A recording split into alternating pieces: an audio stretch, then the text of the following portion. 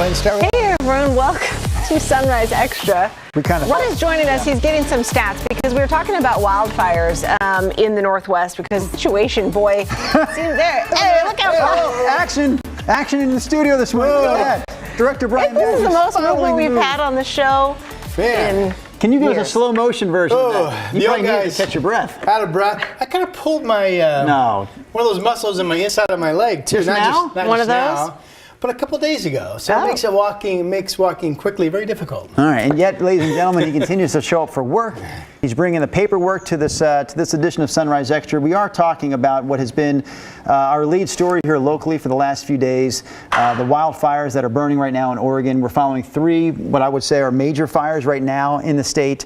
Last year, Rod, you were quick to point out a few weeks ago when I guess official fire season in the area began. Last year, we talked about this historic wildfire season for the area, but it wasn't historic until Labor Day. Yeah, and it wasn't so much a season as it was a one event, and that was the event from the East Wind episode that we had on Labor Day. So all the way through August, for the most part, the headline last year was it had been a very quiet fire season overall in Oregon and Washington, and then that East Wind event turned it into the most acres ever burned, right? Yeah. And you can't really draw any conclusions from last year's wildfire season with this one. 2 different years, 2 different sets of circumstances. Except for the drought. Well, and I was thinking earlier, though, that, geez, if it's already this bad now and it's only mid-July, how bad is it going to be when we get back to Labor Day? So a couple of things. I don't think it's a stretch, and you mentioned it. I don't think it's a stretch to say that the drought conditions, which are absolutely at their worst, by far in the Klamath Basin, which is basically where that bootleg fire is burning. I don't think it's a stretch to say that was just an inevitable bullseye at some point for a, what do they call them, super fire? What do they call them? Megafires. Megafires. When they Anything go over 100,000 acres. And this one is 150 plus and growing. And you've said you're already reading that they basically acknowledge that this fire won't be out completely until we get into the rains of November, into the rainy season. Right. Yep. Yeah. As soon as they get a safe line around it, they just have to let it burn itself out, and that'll happen. Yeah. In November is when they listed the containment date. Truth of the matter is, Nina is a terrific resource during wildfire coverage. I think because your husband's part of the working crew. He's a firefighter in Vancouver, and you had some of those pretty eye-opening stats that you were rattling off in the newsroom earlier about these megafires. Yeah, it's kind of fascinating, and I know we did a deep dive on the megafires last year during the Labor Day fires, but so a megafire is classified as anything over 100,000 acres. Now that used to be fairly rare. This bootleg fire is our first one this year, but we have had 6 megafires in the past 12 months. Right. And from 1900 to 1999, we had 6. Jeez. That's crazy. But since the year 2000, we've had 20 megafires. So they're definitely... So it's on the rise for sure. Tremendously. Yeah, and we had a new, hopefully it stays small, a new fire start yesterday afternoon south of Detroit. Rod was saying the winds are coming from the north, so that's going to push it farther south away from town, we hope. Right. And the day before that is when the fire called Grandview near Sisters and Culver now, it started. And, we haven't seen lightning, in the past 3 days, have we? No, not in the past 3 days. Now, some of these fires, I think there's something like 6 fires. I may be wrong, don't quote me. There's roughly 6 fires burning now currently up in Washington state. And I think at least half of those fires up in Washington were lightning started. And I don't, Nina, you may have some insight on this, but when they come out quickly and they go unknown, I'm assuming it's a small percentage of those unknown starts that go on later to be labeled as lightning. Oh, as lightning? Lightning, they pretty much come out of the gate pretty quickly, don't they? I think because you guys are, you can we see have on the radar exactly. Detections and Yeah, but so it's likely that these, are somehow human caused, which does not mean, arson or intentional. I mean, gosh, living over in Central Oregon, fires can spark so easy. A train goes by and on a hot day, some grass, can be lit on fire. I remember a guy and his family were just traveling down some highway, and a chain that was like one of his snow chains that is supposed to be tucked up underneath fell down, was kind of rattling on the asphalt, and it just sent a spark. And that, I mean, just that's how quickly it can start. Yeah. Yeah, it's crazy because this was supposed to be the year to forget about the year that we would never forget. Does that make sense? 2021 was supposed to be our rebound year, our recovery year. And Veronica Gaston, thank you, Veronica, by the way. We know that you are a faithful Sunrise Extra viewer. She says today, really sad when you consider this year we already had the record ice storms, then the record heat wave just a couple of weeks ago. Now we've got all these wildfires popping up across the region. She says, what's next, Rod? Record rain? Yeah. I know you don't have all the answers to what's going to happen in the next few months weather-wise. Well, record rain wouldn't be a horrible thing, actually. Right we could now, use some please. catching up. I mean, you don't want it to be the point where Flooding. you have flooding and people lose property and their lives, but yeah. I was curious, though, could you talk, since you brought up lightning, I'm from the East Coast, where during the summer months we would see a lot of That's a lightning. good point, yeah. And I was just back in the Philly area last week, and you know, every 2 or 3 days back there, you'd get a severe thunderstorm with lightning, and it, you know, rocks the houses, and it really kind of breaks into that humidity and kind of lightens things up for a little bit until that humidity heat return. Anyways, I never once growing up heard about the dangers of lightning when it came to fires there, but I hear about it all the time here. And I grew up in Missouri, same thing. But keep in mind, when you get east to the Rocky Mountains, many areas get the bulk of their precipitation from summer thunderstorms. We're the opposite. We get our precipitation primarily in the cooler season and winter, and we hardly get anything in the summer. And we also often get lightning that has either barely any precipitation with it in eastern and central Oregon, or, you know, half of an inch. Right. But your Philly thunderstorm or my Missouri thunderstorm, man, that thing could dump 4 inches of rain in half an hour. Right. So so it's two different worlds, and plus high humidity that way also retards the fire danger, and of course we have lower humidity out here. So there you go. That was I was thinking about that last week when I was there, and that was a great explanation, my friend. Thank you. Yeah, I want to mention Rhonda. Okay, Rhonda says, so no global warming. I can't understand why people think it's not real, question mark. So, you know, global warming is interesting to me because to me, I separate it in two different topics. Number one, I think if you don't believe that the planet is currently in a warming phase, the only way you can't believe that is you believe somebody's doctoring all of the weather records, or you're doing some bizarre spinning of the numbers yourself. You're ignoring the numbers that are in front of us. It's pretty clear that not year to year, but if you look over the past decades, that we're certainly in a warming phase, and we should be. Climatologists will tell you that we are basically in the middle, in between two ice ages. Never heard anybody say there's not going to be another ice age. We're kind of right in the middle. So a lot of reasons to believe to say that we will be right now in a natural period of warming. So the other topic of the so-called global warming, as people say, is that it's all human-made, or what's going on. And we just did we announced that study that the New York Times picked up from scientists. I think it was initially issued out of the Netherlands, that attributed our heat wave. They attributed 3.5 degrees Fahrenheit of our heat wave we had to pure man-made global warming. Meaning, if man hadn't been putting greenhouse gases into the air, we would have hit 112 instead of 116, for example, on that Monday. Yep. So to me, these are, I think I'm at two separate topics, you know. What is man's role? Are we expediting what's probably a natural period of warming anyway? And if we are expediting it, by how many degrees are we expediting it? So to me, that's the million dollar question. And the stats I got, by the way, going back to the 1940s, 90-degree days over decades in Portland. 1940s, we averaged 10 90-degree days each year.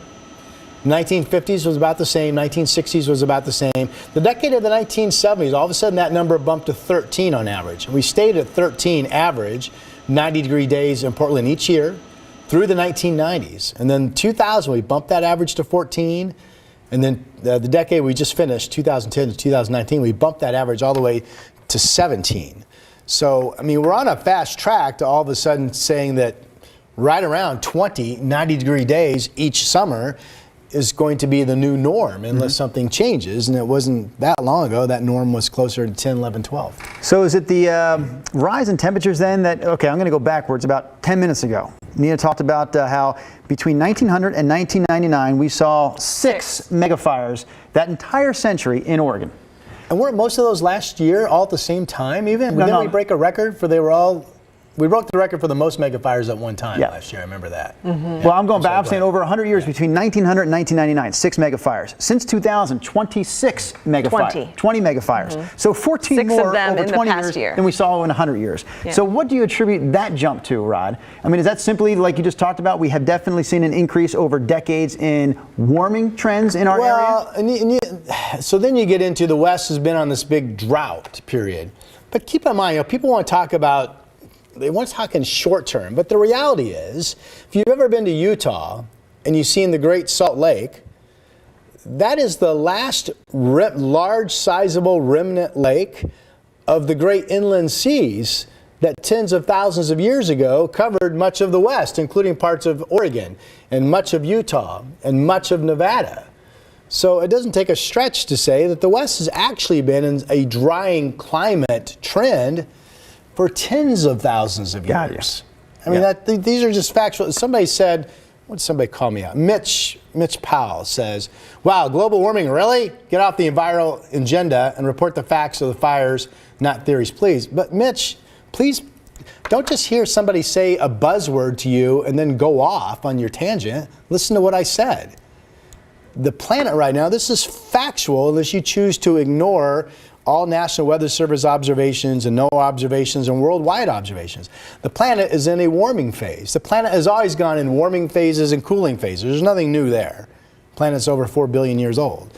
And then I talked about the fact that and it is partly speculative. I mean, if you went into a courtroom and you had a really good lawyer, there could be holes poked in this. That's just a fact. Global, what man's addition to this natural warming phase is. Are we helping just a little bit? Are we not helping? Are we helping a lot? That's the discussion. And that's what I said, Mitch. I didn't say anything other than that. So don't hear a buzzword and then just go on an agenda. Let's try to listen to each other's discussions, please. Here's an update for you. I was just checking that bootleg fire grew about 50,000 acres between yesterday and this morning. They just updated the acreage to 201,000 now, almost 202,000. This is the one down in Klamath County.